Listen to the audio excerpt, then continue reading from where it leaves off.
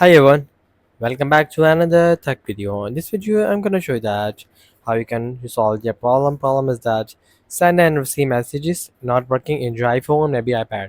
So when you may face that issue that when you send messaging send with your phone numbers and they're not receiving to the another person, so may face that problem in your iPhone, maybe iPad.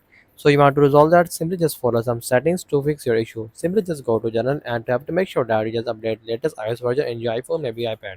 After that, simply just scroll down and you see that there is an option at transfer or reset iPhone. Just tap on that and just tap on reset, and here you just tap on reset network settings. After that, simply just go back again back and just go to the content and privacy restrictions. If you don't find, don't worry, you just simply just go to screen time and just scroll down and you see that there is an option content and privacy restriction. Just tap on that, and here you just have to just make sure that you just scroll the section, and here you just find our app of past messages.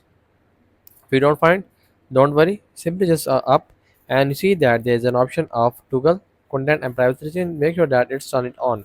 After that, simply just go back and again back and simply just search messages. If you don't find a messages option, just go to search section and simply search messages, and just go tap on messages, and here you just have to just scroll down and you see that there's an option of iMessages toggle. Make sure that it turn it on. So many users face that it is not turn it on, so you may face issue that is not turning on, so you're not connecting with that person with phone number.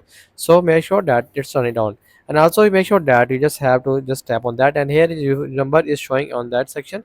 And if it's on tick on your phone number, then make sure that it's on tick on your phone number before you just send a message to that person. That's the settings. You have to make sure to do that.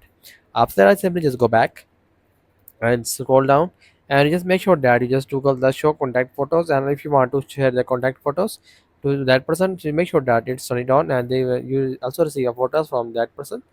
So make sure that settings to fix your issue. So that's the video.